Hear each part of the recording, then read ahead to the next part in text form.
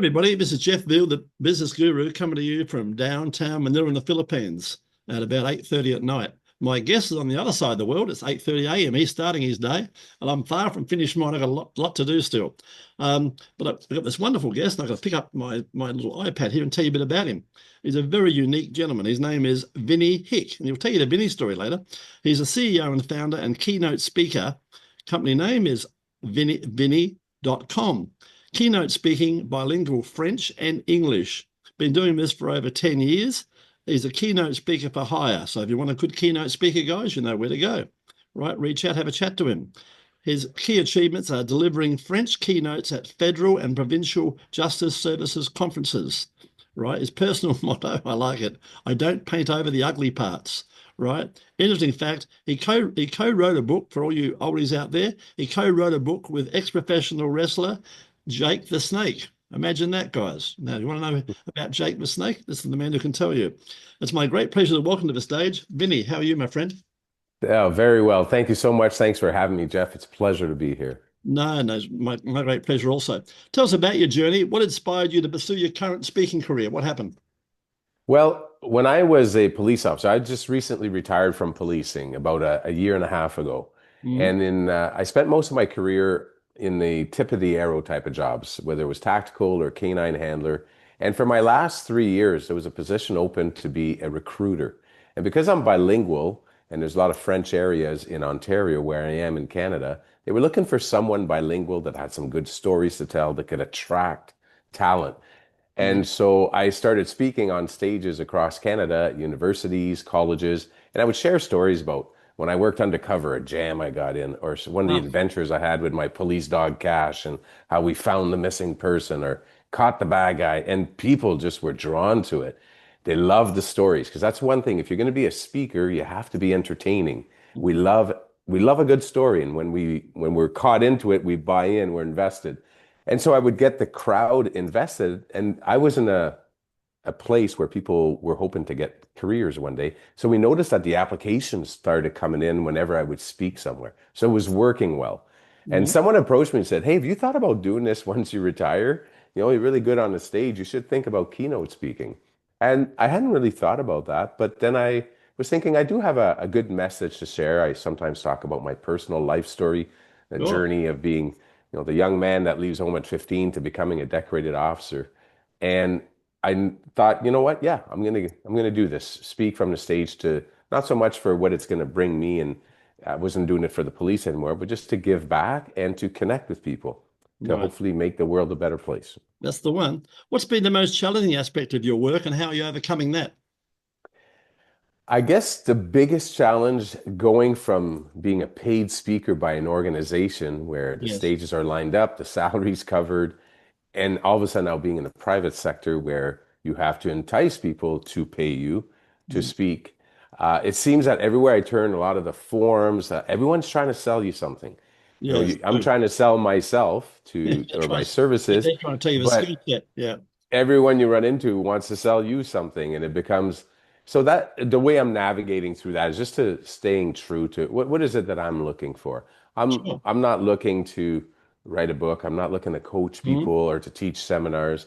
And when those offers come about, hey, we could get you to, I just stay true and say, thank you for the offer, but it's just not what I'm looking for. I'm looking for a stage to speak on where I can reach people and help them. And that's how I've kind of navigated that, being able to say no. Some Yeah. people struggle with that. I'm very good at it. Do you do your speeches very quickly? Do you do them in person or online or both? In person, I've done maybe two or three online. I don't really like it online. Fair There's enough. something No about being connection. in No in connection. a room, yeah, where you feel the audience, feel the energy. I get it. So in person is definitely Yeah, the you the probably way you to like go. me. You probably need it. You need that adrenaline rush. Um, Absolutely. Tell us an important moment in your career. What made you pivot and change direction? You pretty much explained it, I guess, when you start to finish your career. Yeah. Yeah, that's cool. That's what pivoted me into this. But if I'll share this with you, what pivoted me into becoming a police officer was as a young man who left home with nothing.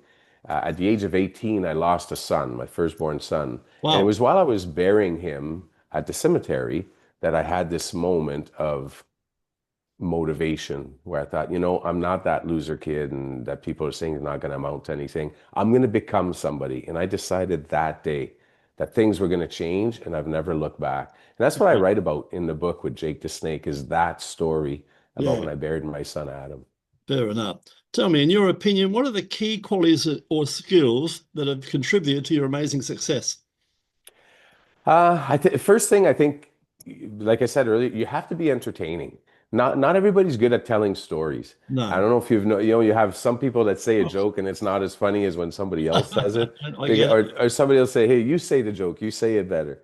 So I think there's some natural skill that you have to have. You have to be entertaining. Yeah, You have to be passionate about what you talk about. yeah, It's one definitely. thing to relay information from here, but when you're sharing information, experience from the heart, Yeah, people receive that in a different way. They don't just hear your message, they receive your message. I yeah. think that's two of the most important things. So, and being entertaining, being passionate are definitely I'd some of add the to that. key We had a things. good chat earlier. You've got empathy in spades. Empathy is a big one. Be a good Hmm. listener and hear what's not being said as well.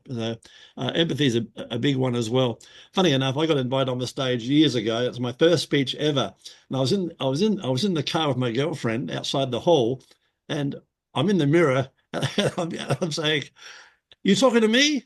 You talking to me? You must be talking to me." He says, what are you doing?" My girlfriend says, "What are you doing?" I said, "Darling, I'm getting into character, like Robert De Niro, right?" I was, Yeah, that's right. I was psyching myself up. So when I went in there, I was ready to go. So, Yeah. and I got a standing ovation. So I was pretty chuffed. Hey, worked it. I always say, whatever people often ask me, what do you do before you get on stage? What's your Yeah, motto? Do you, yeah, and I don't have like a specific thing, but yeah, whatever works for you, do yeah. it, especially if That's it what worked gets for you me. energized, right? Yeah, it was so Yeah. funny though. She couldn't believe what was happening. Right. Tell me, speaking of that, how do you stay motivated and continue to innovate in your field as you do? I think I stay motivated because I love life. I'm a guy that, Uh, like, having made it through 30 years of policing and being okay, everything yeah, still works. Um, I think life has so much to offer. Life is short, and I want to absolutely. grasp it. I want to suck the essence out of it, that the Yeah, old me saying, too. seize the day. Yeah, And I stay motivated. I walk every morning. So my thing is every morning I walk 10 to 15 kilometers. So that wow, would be maybe 8 miles, let's say. that's a big walk. Yeah, And yes, and one, it keeps me fit. Two, it keeps me sane. I don't listen to music or listen to podcasts. I'm just lost in my thoughts. And I yeah, think good. about all the things. I always start by thinking about all the things I'm grateful for, like my Right. health, the beautiful trail I'm on, my wife, the life that I have. And Yeah, I find that having that mindset and starting a day that way and just it's pretty kind of nice. living that way keeps you positive. It keeps reminding me that I have Yeah, so much to be grateful for. If I see somebody in a wheelchair, I beam, a little positive thought or prayer at them, and reminds me to sure. be grateful that I've got my legs. And little Yeah, things that we take for granted every day. And if you start looking at life that way, I think it can really change your outlook and help you stay positive. We yes, all go to a closet every morning and choose what we're going to wear. We have such an assortment. We all go to bed with a full stomach. We have a roof over our correct. head. The little things that we just take for granted. And Absolutely. that's helped me to stay positive and motivated. As far as innovation and what I do, a lot of the stuff that I talk about is my past, like past adventures and that, but Yep, it's new to people I'm talking to. Most people have absolutely. never heard the stories of a canine handler from his eyes or through the eyes of the police dog and the story that happened. So it's new to them. So it's very innovative for a lot of the audiences I speak to, even though it's not something that just happened yesterday or today for me. Yeah, but you can lead it into a nice story. Tell me, Yeah. tell us about a recent project or achievement amongst your many, but tell us one you're particularly proud of. Well, I recently co-wrote the book with Jake the Snake Roberts, which is Yeah. a big thing for me. I've never thought I'd be involved in a book of any kind, so Mm, I'm pretty happy about that. good. And I recently got hired for another conference with the federal government, which is kind of neat. I never thought I would, when I retired, I never thought I would continue to work for the government. Yeah. And now it seems that because my skills that they saw when I was doing it for them Mm, were good enough that now they're reaching out to me in the private sector. So it's a big, I feel very rewarded and honored because of that. The good thing about the government, you'll get paid. That's a cool That, thing. exactly. They You might, always pay. you They might have don't to pay wait as a while. much, You might have to wait a but while. they It's pretty slow sometimes, but you pay it. Right. What advice, a 20-year-old comes to you, he might be a son, daughter, a niece, nephew, and they say, look, I've just left school. What do you reckon I should do with myself? What would you say to them? Well, first thing, the typical question, what interests you? What do you want to do? What Yeah, interests you? Because I think if you put yourself in a type of a line of work or a something you career like. Yeah, that's something you like, you'll never really work a day in your life.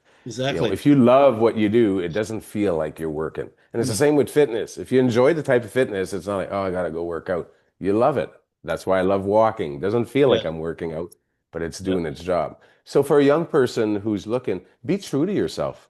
And mm, I'm a big believer in write stuff down. Like write it yeah, down. What do you want to do? And then yeah. ask Clear your yourself, mind. why do I want to do that? Okay, it's exciting. So my two nephews, I basically mentored since they were 2 feet high, and they're both police officers now with the same agency I just Nice. retired from. And I would ask them that because when they said, I'm thinking of being a police officer, I said, well, okay, why do you want to do that? What do you think a police officer does? Because they would see me throwing the ball for the police Yeah, dog, and that's all they'd see. They didn't see the call out yeah, at night right. running through a swamp chasing a bad guy. Yeah, But I would get them to talk it out. And I think if people are true to themselves and talk it out, write it out, what is it that I want and why do I want to do it? You'll discover really what it is that you want. And then I say follow that path. Don't just do this because, oh, my buddies are all taking this in school, so I figure I'd take it too. yeah. Okay, but what do you really want? It's okay. Be true to yourself. I'd add to that, and I'd say if you can, and if it's not something you like, travel. Because travel, the good thing about travel, you meet so many like-minded people. There's so many people out there who do nothing, but travelers are like-minded people. They're moving, they're grooving. So you meet like-minded people. And the other one is reach out to people like Vynny here. Get a mentor. Because a mentor, Mhm. I tell you guys, will shave 5 or 10 years off. You don't need to make all the mistakes. The mentors have done it for you, providing you're a good listener. Get a mentor, right? Absolutely. And the last one, of course, was the passion. If you've got a passion, like I'm 77, guys. Here I am still working. I've got to work another 5 hours. I've got to talk to people in America at 3 and 4 o'clock in the morning. I wouldn't do that. And I laugh and I go, "Well, my friend, not going to make it because you won't do what it takes." That's Simple, right. simple. Tell me, looking ahead, what are your goals and aspirations for the future? You're only at base camp now. What's your goals and aspirations for the future as you climb up that mountain? Well, one thing I know is I'm not trying to reach the peak of the mountain. Right? People have asked me in this industry, like, do you want to be the next Tony Robbins? And I'm like, no, he's doing a great job. Yeah, He's rocking being Tony Robbins. I'm yeah. going to be the next best Vynny Hick. And that Absolutely. Vynny wants to love life. So I enjoy the speaking. But like I said, it's not, I don't need it because I'm retired. So I do it because I love it. So I'm going to keep doing gigs and going to speak where I feel I can really connect with people. But I'm No, not going to let it overtake my retirement. And I'm going to continue to enjoy the retirement yeah. from the policing and enjoying the boat and spending time with my wife. I got to think So about that. keeping things in perspective. I lost 20 million when COVID came along. It's another long story. However, I now tell people, because I got freedom, as have you, and I tell people, be Mr. Big Enough. Work out what you Mhm. want. Be Mr. Big Enough, right? Absolutely. Greed will eat you. Yes, If you yes, always want more, more, more, when is it enough? yeah, And maybe part of that advice to young people is be content, just what you said, be content with what you yeah, have. Be grateful for it. It's okay absolutely, to have goals, but don't forget to enjoy and be grateful for where you absolutely. are and what you have Yeah. now. Enjoy it along the way. Reward yourself, guys. Even small wins. Reward yourself. Go for dinner. Take your spouse for a weekend away. Enjoy it. You're not coming back. Absolutely. All right, that's for guaranteed. Tell me, what's the best way for our listeners to reach out and find out more about your amazing talks? Well, the best place to reach me is at vinnyhick.com. And Vinny's written the way you see it on my screen, Yeah, nice. on the screen right now with .com at the end of it. I can be found, if you put Vynny Hick in Facebook or Instagram, you'll Anyway, yeah, find me, LinkedIn. But the website's LinkedIn. probably the easiest way to connect me. And then you're able to email me. There's video clips on there, talks about what I do. My bio's on there. It's really well set up to, if you want to get an idea, what's Vynny like, if I'm thinking of hiring this guy, the website will give you a really good image of that. Fantastic. And guys, don't forget 15 minutes of fame. You can see it's like talking to a friend. We want you to come on here, and everyone's got a story. And I want you to think about this. A TV commercial is going to set you back $20,000 or $30,000. And let me tell you, the moment it comes on, you've interrupted someone's movie, they'll jump up, they'll grab a beer, they'll grab a hot dog, or they'll go to the toilet. They may not see your commercial, right? 10 radio spots, they'll promise you the world, and they will play them. But invariably, they play them at 1 o'clock or 3 o'clock in the morning. As I said, they would play them. People are asleep. Come on, 15 minutes of fame, guys, and we'll make a mini movie all about you, and we'll put it across Quora, Reddit, LinkedIn, Facebook group, YouTube, and of course our new school platform with all your social media links, but potentially putting in front of hundreds of people. The rest is up to you. All we're going to do is put you out there, and you do the same at your end. Vynny, before we let you go, we're going to wrap this up now, but you got to tell us a fun fact about yourself that most people do not know. What might that fun fact be? Oh, I remember answering that on the thing that you sent me to but I don't remember exactly what it was that I put down. So I'll give you another fun fact. Okay. I delivered 3 babies. I personally Wow. delivered 3 babies into this Wow. world. And the reason I did that, before I was a police officer, I was a paramedic. Wow. And one was in training while at the hospital, and 2 of them were in a plane on air ambulance Wow. with another paramedic. Wow. What an experience, eh? Especially the first time. Wow. Yeah. Wow. Wow. Yeah, Wow. so there's something that most people probably wouldn't, they go, really? That guy? Okay. Yeah, pretty cool. Pretty cool, my friend. You got a few stories to tell. It might be another book in you yet. Vynny, you've been an awesome guest. Thanks for being on the show today, my friend. Any last words for our audience? You know what? If you have the chance to meet Jeff and to get on his podcast, I'd recommend it. It's like talking to an old friend. Thank you so much for having me. And to everybody out there, say be kind to one another. Life is short. Let go of the anger. It's not worth it. Yeah, as one of our podcast guests said recently, be a better human. Thanks very much. Absolutely.